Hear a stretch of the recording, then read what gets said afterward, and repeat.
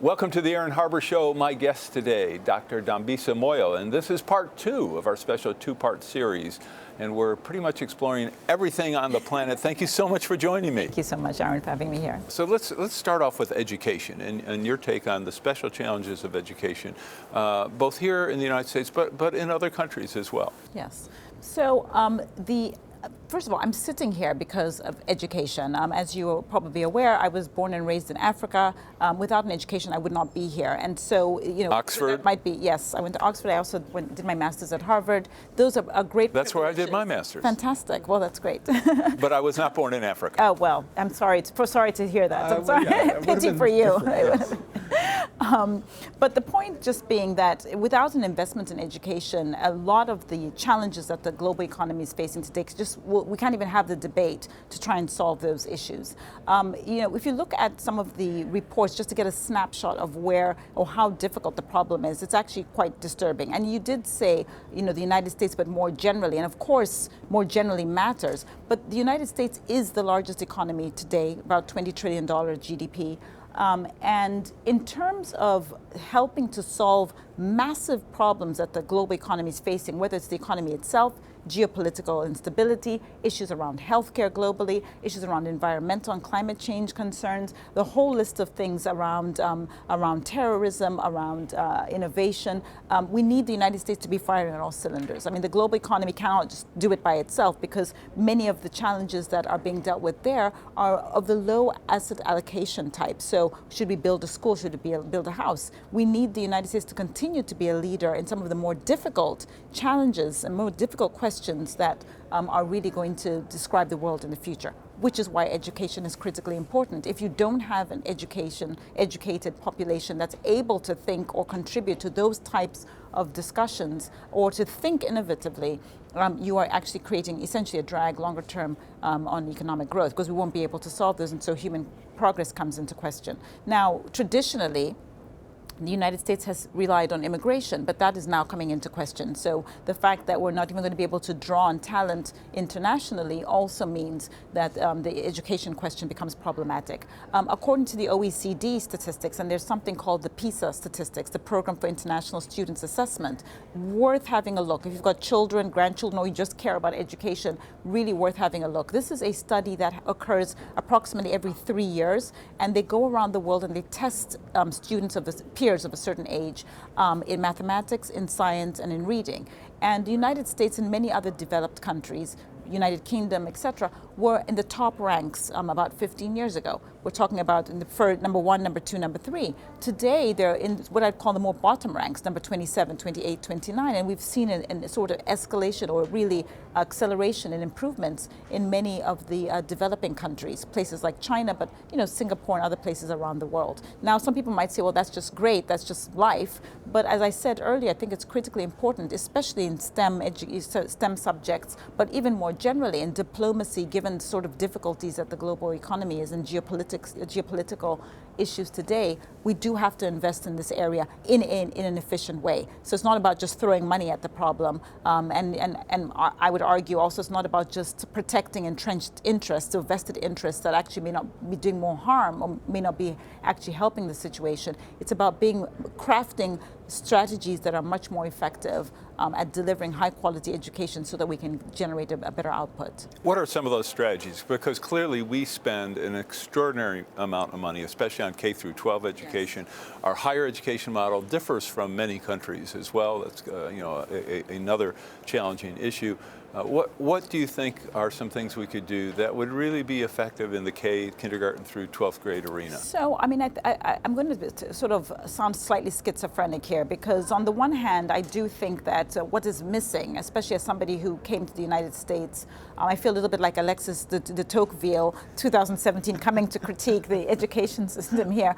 But I do think that there's probably not enough quality at the very basic level of education. I mean, if you are growing up in a place like Africa, your basic education, and of course there are access issues, so let's just get that out of the way, but you can get a very, very good education provided even by the government, which is not necessarily clear. There's just so much variability in the United States, and I think that there's a lot of people who are passing different stages but actually are not getting the basic training. I'm not a teacher myself, but I do spend a lot of interest, I have a lot of interest in this area.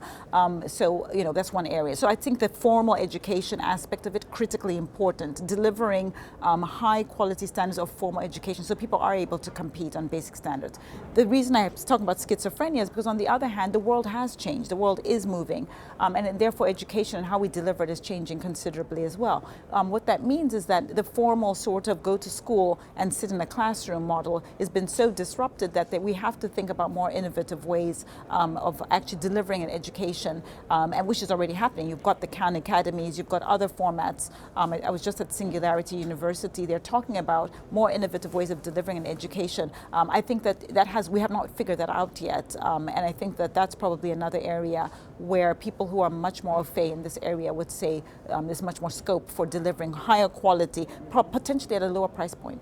Well, one of the challenges I think I don't hear a lot of discussion is that of expectations, and that where you have high expectations as students, I think you can see very significant increases in performance, and where you also have high expectations of parents.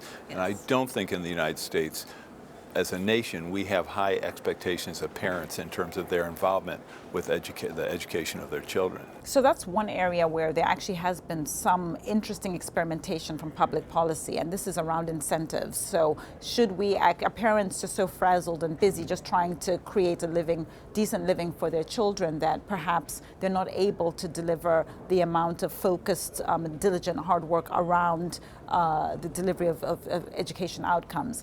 And you know, places like Mexico and Brazil in particular have tried, and you know, to sort of, and by the way, in some places in the United States as well, they have been toying with this idea of should we actually pay parents for the delivery of better outcomes? So if your child has a 98% attendance record and gets a A+ in a test, should we then give the parents, call it what you like, $20? Now, quite apart from the ideological debate, I'm sure there'll be many of your viewers who will just think I've gone nuts by even having this conversation. But the bottom line is that I think that those are the types of issues that public policy needs to explore. And by the way, if you look at Michael Sandel's work on, what money can buy, you'll know that some of the outcomes are, it's not, pay an incentive and you get an amazing outcome. Even there, the debate is nuanced. And as I alluded to a moment ago, there'll be many people who will find that quite offensive. The idea that we should be paying parents to do what we think they should be doing anyway. But there is I would argue, some sort of need for openness, given the sort of severity of the problem. I do think we need to be a bit more open, less ideological about what might actually work in terms of deliverables. All right, we're going to take a break. We'll be back with Dr. Moyo in just a moment. For information on how to help promote civil and mutually respectful discourse and support expansion of the distribution of our programs, please email info@harbertv.com. I'm Aaron Harber, host of The Aaron Harber Show. You can follow the show on Twitter for instant notification of new episodes, live event invitations, outtakes, and behind-the-scene photos. And tweet us your topic and guest suggestions today. I'm Aaron Harber, host of The Aaron Harber Show. I very much would like to hear from you about the program, so please send me an email with your thoughts. You can suggest what topics I should cover, what guests I should invite to be on the show, or even what specific questions you would like me to ask. This is your program, so send your suggestions to aaron@harbertv.com. I promise to personally read every one, so email me today. And most of all, thanks for watching. I'm Aaron Harber, host of The Aaron Harber Show. Find us on Facebook to get all the latest updates, see behind-the-scene photos, and make comments and ask me questions. You can see episodes before their TV broadcast, so like the show today. Join me and watch The Aaron Harber Show. Watch The Aaron Harber Show. Watch The Aaron Harber Show. Watch The Aaron Harber Show. Watch The Aaron Harber Show. I'm Reverend Jesse Jackson. Watch The Aaron Harber Show and keep hope alive. The Aaron Harber Show may be viewed 24/7 at no charge from any location in the world at www.harbertv.com. Welcome back to the show. I am with Dr. Dambisa Moyo, and we're talking about all kinds of economic issues. We've talked about some companies, and the companies you're on, of course, 4 boards. Yes. You're a director of 4 very major international companies.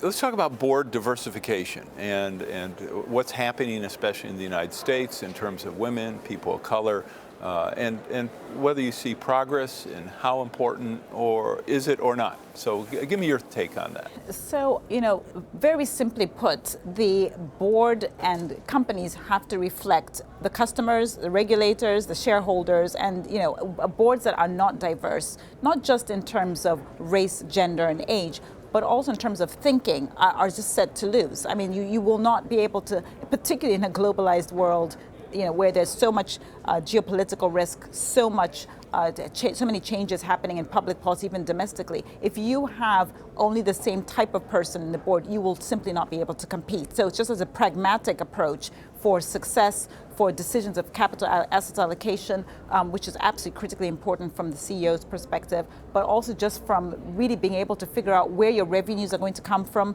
If you are a Coca-Cola company, for example, and you want to sell your product, if you only have a certain type of person in the boardroom and you have no visibility to what is happening, not just within the United States, but more generally, how are you going to sell your product? It would be absolutely impossible. And so, I actually wrote an article for Harvard Business Review on this issue because there are just so many challenges that global business did not deal with a number of years ago, did not need to deal with, that have now come to the fore. Not only what you sell, but how you sell is going to define your value proposition. And the only way you can get around those issues is by having a broad and diverse sort of a board and also management and team in general. And that has to be as diversified in terms of its thinking as possible. So you mentioned Coca-Cola and diversity. I'm thinking Pepsi-Cola and diversity. Yes, same thing. I'm so sorry. I just happened to pick them out of a hat. No, I'm just thinking in terms of the leadership of those companies in terms of diversity. So when you look at corporations as they grow, and you look at government, there seems to be a lot of people who complain about the size of government and efficiency of government. There are many companies that, as they grow, become very bureaucratic. And really, I think there are often more parallels in the private and public sector than people realize. Talk about that in terms of how does a company grow, become a very large company, yet stay efficient? And give me your thoughts on how do we do that in government, where, of course, in many cases, it's even more difficult because the vast majority of people are civil service employees and essentially have the equivalent of tenure. Yeah, so, fantastic question. I just reread William Thorndike's book called Outsiders, which is brilliant. And essentially, I don't know whether he would agree with this summary, but essentially it's roughly 8 case studies of the best performing CEOs. It's different sectors. They outperformed their peers. They outperformed within their sectors. They outperformed the benchmark. And the question is why? What did they do that made it so different? And the delineation that he picks out is that they are totally focused on capital allocation. So virtually every other aspect of running a business, things like operations, legal compliance, critical issues to a business success, are almost farmed out to the president of the company or to another individual. So that essentially the CEO's job is to show up every day at work and to think about where do they earmark that marginal dollar? Where is that $1 going to? And he argues, if I'm not overstating it, that is actually the definition of the most successful, or the backbone of the most successful companies. I've never actually served in government, but I will say the following.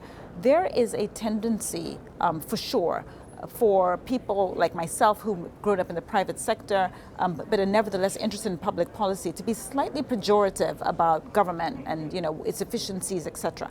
But what they're contending with is an incredibly difficult set of competing interests, particularly in a democratic society where those types of preferences are regularly expressed through the voting process. What governments are contending with can be very, very difficult. I was just in London And I happened to sit next to the head of the civil servant service in Britain. They have approximately 400,000 employees in the civil service there. The British civil service is one of the most renowned, respected around the world. 400,000, and they've got approximately 420 tracks right now because of the Brexit agenda. And there are real issues around capacity. One of the biggest issues that they have to deal with is revisiting trade contracts. Well, the last time Britain had to deal with trade contracts was about 40 years ago. So where do you get the talent to actually negotiate contracts? These are very practical issues that government has to deal with on a daily basis. And coming to some kind of balanced sort of, in a sense, reasonable, measured judgment is not something that I would claim governments do lightly. And by the way, companies have to deal with that as well. Where do you put money today so that in 50 years' time, your successors will look back and say that was a smart decision or not? And so it's those type of challenges that may, on the face of it, seem quite easy, but actually as a practical matter are incredibly difficult and very subtle. Just to put a finer point on it, I'm regularly astonished at how it is some of these companies, they have tens, hundreds of thousands of people working for them in 60, 70 countries. I'm shocked that through the globalization process and the number of things that could potentially go wrong, we don't have many more catastrophes. Bad stuff does happen because it's the very nature of running such a complicated enterprise is challenging. But the fact that we have actually seen, certainly for over 50 years, the success, business success around the world, not just American companies, but global businesses, I think is something we need to pause and reflect on. All right, we're going to take our last break and we'll be right back with Dr. Moyo. For information on how to help promote civil and mutually respectful discourse and support expansion of the distribution of our programs, please email info@harbertv.com. I'm Aaron Harber, host of The Aaron Harber Show. You can follow the show on Twitter for instant notification of new episodes, live event invitations, outtakes, and behind-the-scene photos. And tweet us your topic and guest suggestions today. Hi, I'm Aaron Harber, host of The Aaron Harber Show. Because I've never done endorsements or commercials, people ask how are our programs funded, especially because we provide them as a public service to all our broadcast outlets. It's expensive to produce our show, whether we do them here in Denver or go to places such as Aspen, Washington, D.C., or even Iraq. The answer is we depend on contributions to support our work to bring you some of the nation's top opinion leaders. Individuals, businesses, foundations, and other nonprofits make tax-deductible contributions to the Democracy and Media Education Foundation to help allow us to continue to work for you. To find out more or to make a donation, just go to dmefd.org. The DMEF is a tax-exempt public charitable organization and has promised to dedicate 100% of every contribution to support our public affairs initiatives. If you believe as I do in the need for a forum which promotes civil discourse and mutually respectful discussion, I hope you'll decide to make a contribution today. I'm Aaron Harber, host of The Aaron Harber Show. Find us on Facebook to get all the latest updates, see behind-the-scene photos, and make comments and ask me questions. You can see episodes before their TV broadcast, so like the show today. Join me and watch the Aaron Harber Show. Watch the Aaron Harper Show. Watch the Aaron Harber Show. Watch the Aaron Harper Show. Watch the Aaron Harper Show. I'm Reverend Jesse Jackson. Watch the Aaron Harber Show and Keep Hope Alive. The Aaron Harber Show may be viewed 24/7 at no charge from any location in the world at www.harbertv.com. Welcome back to our final segment with Dr. Moyo. And of course, this is part 2 of our special 2-part series with this extraordinary leader, thought leader, among other things. We've been talking about government and private sector. I'd be really interested in your take on ideas to make government more efficient in the context that you framed, which is government isn't business. Government's obligations are different.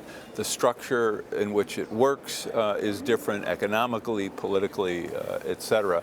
And one of the examples that fascinates me is years ago, Senator Gary Hart called for really a zero-based, essentially budgeting approach for the Department of Defense. And if you look at the United States Department of Defense with roughly a $600 billion annual budget, on top of that, if you add the Veterans Administration and the Department of Energy, which handles nuclear issues, you're spending about $1 trillion a year. And so I'd be curious if you think, are there ways, if we were to set priorities for what the department is doing, so if we were to set priorities saying, here's what we want to accomplish, might there be ways to do those things, not do things that we just keep doing because we do them every year, save money and have a better outcome?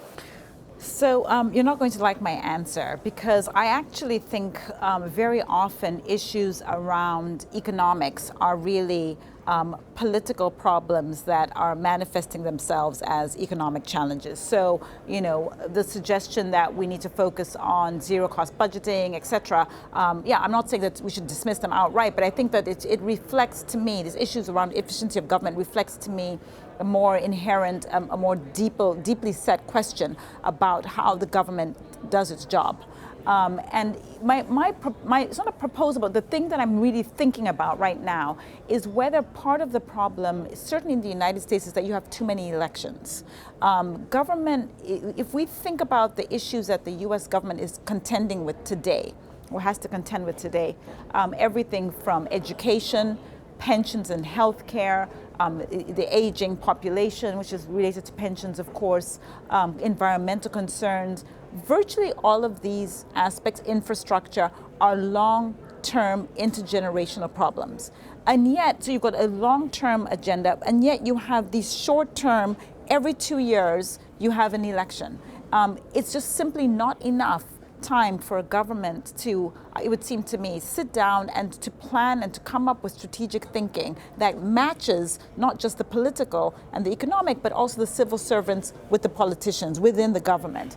And I would argue that if you look at many other countries, and I think there's, one of the things I'm working on right now is a book that's going to be looking at some of these issues. But if you think about how some other countries look at this, other democratic places like Mexico, like Brazil, they've actually extended the term. So instead of having one 4-year term for the presidency or 2-year elections 6 for 2 years, you have one 6-year term for the presidency, or in the case of the Senate, 9 years in the Senate. And I think there's something to be explored there. I think that one of the problems with efficiency is that there's just too many distractions, particularly in a 24-hour media cycle. Governments are constantly being distracted with things that I think are more short-term in nature, much more reactionary, less opportunity for government officials to really think about the long-term structural problems. They're constantly trying to address and redress this barrage of short-termism. Now, people talk about short-termism in the private sector, but I think that there's a very big issue in terms of myopia and short-termism in the government that the political agenda could address. Well, that's, certainly that's spicy. A fascinating solution, which of course would require constitutional amendments. But America is very good about innovation. I mean, when they're going down a track that I think people can recognize or can get around and say, this is actually just doesn't make any sense, this is antithetical to what our beliefs are, and antithetical to progress and innovation, I think Americans can make a compelling case to do the right thing. And all I'm saying is that we do have a mismatch between what the problems are that are facing the United States and the political system, which is just far too short term. And I think in many ways it's due for an upgrade. I'm not going to say that it's a fail-safe. I mean, I think that there are other issues from having long terms. I mean, you could elect the wrong guy and he could be there longer, or girl for that matter. But I do think that that there's something to be debated and discussed, whether there's this mismatch is as costly as I do believe it is. All right, staying on the topic of government and regulatory burden, what are your thoughts about, are there ways we could regulate that protect the public interest, that are more efficient and reduce the burden on the private sector so that it's actually a win-win for everybody? Yes, my favorite example, thank you for asking. I did write about this in my one of my last books, my last book actually. I think public pension funds is a great example of this. So public pension funds are essentially designed by us. We are putting money into public pension funds as individual citizens. I constantly find it baffling that at a time where there's an underinvestment in infrastructure, so if you look at the American Civil Engineers report, I think they've graded America's bridges and roads as a D+. Given that we know that, and given that those are long duration intergenerational assets, the pension funds naturally want to match their assets that they're holding with long-term outcomes, because they're talking about life expectancy, they're talking about the actuarial tables and long-term life expectancy of citizens. It would be the natural thing for them to seek to invest those assets and that capital into long-term duration assets, which long-term assets such as infrastructure. Why is it not, and by the way, that would be beneficial for us as citizens. We want to see better infrastructure. It's a good thing for society, it's a good thing for us, it's a good thing for generations to come. So it seems to me that is an area where governments would naturally say, hey, you know what, don't invest in short-term stock movements all the time. Why don't you put a big chunk of your assets, if not all, I mean, that would be quite racy, into your pension assets into infrastructure. That would be essentially the proverbial win-win for society, but also you could generate some returns. Now there's a debate about whether those returns will be relatively low, but that might be on a dollar amount relatively low, but from a societal gain in terms of how the utility of the society and human progress continues, I can't see why people would find that objectionable. Well, how would they generate that return? If I'm a pension fund, I'm a teacher's pension fund, for example, I have billions of dollars. The government wants to improve 100 miles of road, and they're going to do a $2 billion project. They're looking for funding. How do I get a return on that? Well, it's not. First of all, it's not that there's zero return on long-term investments. I mean, the returns do exist. But all I'm suggesting to you is that, answering your question, are there ways that government could regulate perhaps more efficiently in the public interest of public goods that I think where there are gaps. I think that's an example of where a gap is. I do think that pension funds under pressure from short-termism, under pressure from competing asset classes and competing places where you can put your dollar in hedge funds or private equity, etc., perhaps moved a little bit away from what is the natural habitat of somebody who should be seeking long-term returns and who actually could benefit the society more generally. All right, last set of questions. Leadership. What makes a great leader? What are the qualities of a great leader? I think it's really about being able to dig in when the time gets tough. I think a lot about this. I also run marathons in my spare time, and I've realized that my better times happen when I dig deep, and when the times when my times are really horrible. Not as bad as mine. No, mine. I had a 6:36. Let me tell you, it was brutal. I had a 6:06. Did you? Oh, okay, that makes me feel better. We should. But you know then that there comes a moment where you can actually either quit and take a taxi back home, or I've had many of those.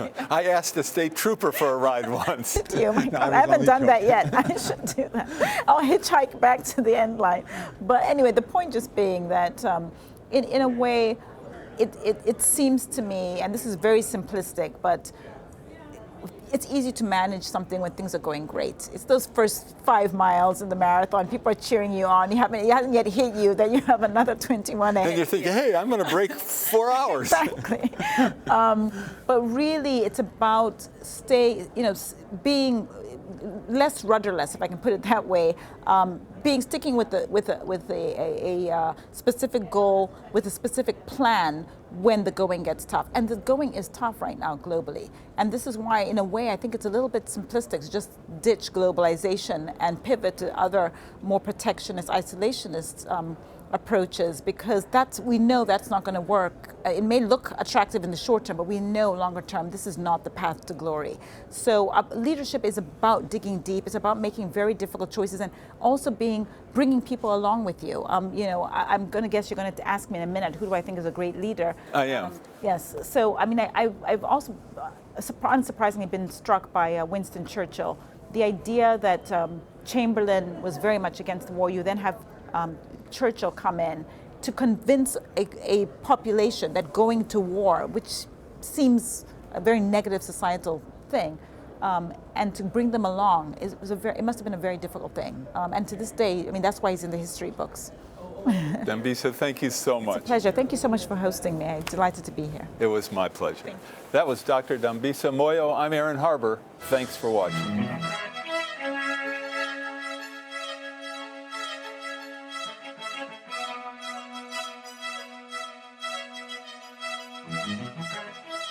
Please contact us. We want to hear from you. And thanks for watching.